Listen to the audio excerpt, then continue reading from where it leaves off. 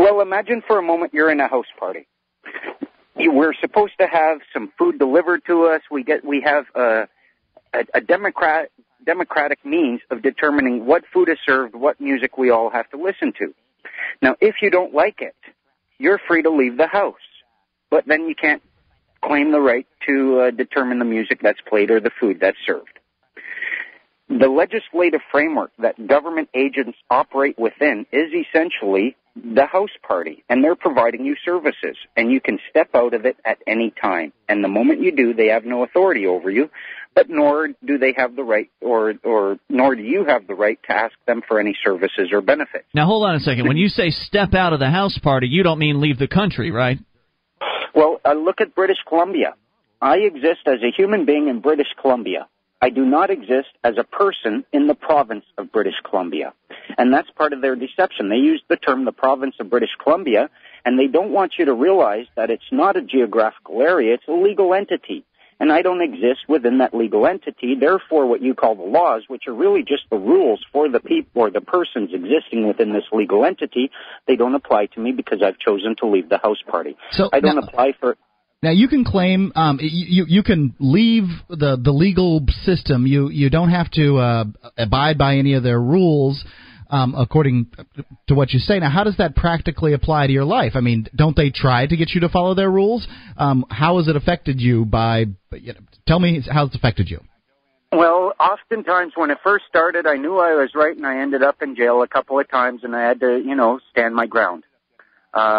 The last time I was stopped by a police officer, I was and this story I think will highlight to you exactly the power that's available if you do it properly. I was on my way to visit a friend. I had 12 beer beside me. I cracked a beer. It was hot at night, and I'm having a beer.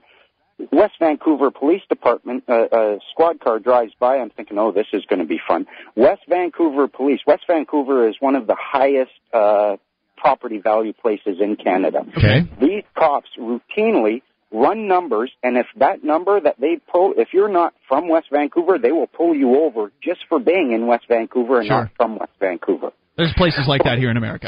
Absolutely.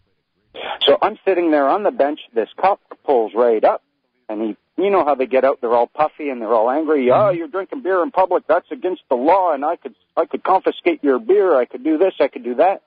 I immediately offer him God's peace, tell him that I'm pretty sure he's operating outside of his legislative mandate. He has no power to do that.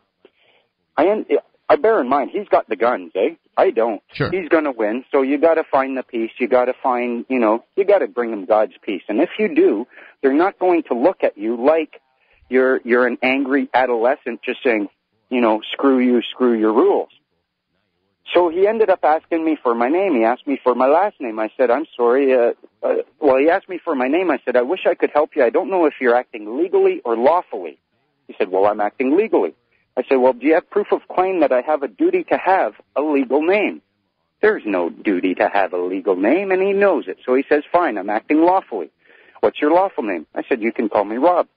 He said, what's your last name? I said, why do you need that if you're only acting lawfully? Are you claiming or seeking contract or conflict? There's one or the other here. So I flustered him a little bit. He was a nice guy. I ended up giving him my full lawful name. He punches my name in the computer. He looks at the name, looks at me. His jaw just drops. He looks back at the computer, looks back at me. I've got my beer in my hand. I smile and I wave. He gets on the phone, and he's on the phone for, I don't know, probably about 4 or 5 minutes. Mm-hmm. He puts down the phone, and he's sitting there for like 30 seconds, comes out and says to me, Mr. Menard, the West Vancouver Police Department would be deeply appreciative if you would refrain from drinking alcohol in public. Thank you. Have a good night. Wow. Got in his car, ran away. That's pretty amazing. Now, The guy didn't want to touch me. What would you say? Can the average person adopt these sorts of methods without delving into, books and research? Because basically what I see you doing, and as I understand it, is you ask some pretty powerful questions. And I've always said that it's very important when you're dealing with bureaucrats, and our friend Mark Stevens has pointed this out, when you're dealing with bureaucrats, you're going to lose. Whether it's something little, like losing a little bit of your time on the side of the road, or going as far as maybe losing your freedom or losing your life, you're going to lose something. And whoever said that has never heard of a properly filed fee schedule. I mean, they want to pull me over. That's fine. I've got a fee schedule filed. I'm immediately going to generate a bill for $200 an hour. If they attempt to put cuffs on me, if they attempt to incarcerate me, hey, I'm a peaceful man, but you're activating my $2,000 an hour fee schedule, and I will collect. I've got notary publics on my side. I've got sheriffs on my side. I can generate lawful judgments. I'll seize your property, and they know wow. this. Okay, this is something I did not actually read this part of your website, but that sounds interesting. But let's get back to the registration, something that I guess people are just coming across this for the first time, and I don't want to throw it all at them at once. So let's jump back into registration and applications. We see these all the time. What are they? Historically, registration, what I found, was the act of a ship's captain signing over his ship and all chattel contents to the harbor master for safekeeping until his return. Chattel contents included the condemned, slaves, those who were held due to debt, anything which could be a subject of a lawful contract. If you could put it on the ship, bring it to dock, berth the ship and bring it onto the dock, it was registerable.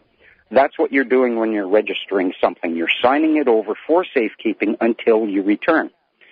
Submission means that the definition that I found was to agree to leave to the will of another. No, to leave to the will of another or to agree to bend to the will of another. Application, this is the one that really set me off. And bear in mind, at the time when I was doing my studies on this, I wasn't doing it all by myself. I had found a tutor online. No idea whether it's a girl or a guy, but this entity claimed that they had sat on a bench in Maryland for 27 years, and they never told me anything, but they would point and say, okay, now think about this, think about this, think about this. So they weren't giving advice, they were just making suggestions. In fact, we'll come back with application here in a moment, 800-259-9231. If you're a little bit confused, I totally understand. I'm still a little bit confused on all this. But Robert Menard, he's pretty much got it in hand. I mean, that cop story was amazing. We'll come back with more, and this is your show. It is Free Talk Live. This is Free Talk Live. It is the live Saturday edition. You bring up whatever you want. Toll free at 800-259-9231. As we go back to Robert Menard from thinkfree.ca. Robert, you're back on Free Talk Live with Ian and Mark. And we were just getting into talking about some of these legal terms that everyone sees all over government paperwork, like registration and application and submission. And, it turns out that things don't mean what they may seem to mean in the legal world. There are different definitions for some of these words. As you pointed out, the word registration in legal terms essentially means I'm turning this property over to you, that is, you being the state. And then they get to be in partial control of that property. Absolutely. They're in total control of that property. In fact, we had been aware of something called the manufacturer's certificate of origin, which is something that comes with a vehicle when you buy it brand new. In order to get a certificate of title from the state, you have to go through this registration process where you give up the manufacturer's statement of origin to the state, and then they give you this certificate of title back. At least that's how it works here. Which evidences that there are two owners now. Right. And look at the paper they give you. Yours is not the only name on it. And you can't get that manufacturer's statement of origin back. It seems like once you've registered that, it's done. You can't possibly get that back. I would disagree with that, just because I know that the law, there is always remedy. You might not have done it properly, but I would be willing to bet that a notice of understanding intent and a claim of right with a fee schedule would probably loosen them up. And if you say I can't do it, but you haven't even tried that, I would have to ask about that. That's a good one. It's just that I didn't know what the processes were. And, all right, so let's continue on. You had mentioned also the word submission. When they say you need to submit an application, legally the term submit means that you are essentially putting yourself beneath the bureaucrats. Is that right? Or, you're agreeing to bend to the will of another, or you are leaving something to someone else's discretion. Those were the definitions I found. But in any event, you either are entering into an agreement or you're leaving something, which implies abandonment, which implies, again, voluntary action. And what about application? What's that? Application means, and if you look it up, you're going to be amazed. When I saw this, I went, oh, my God. It means to beg, plead, petition, implore, entreat, or request. means to beg. Now, when I looked at this with my tutor that I had mentioned,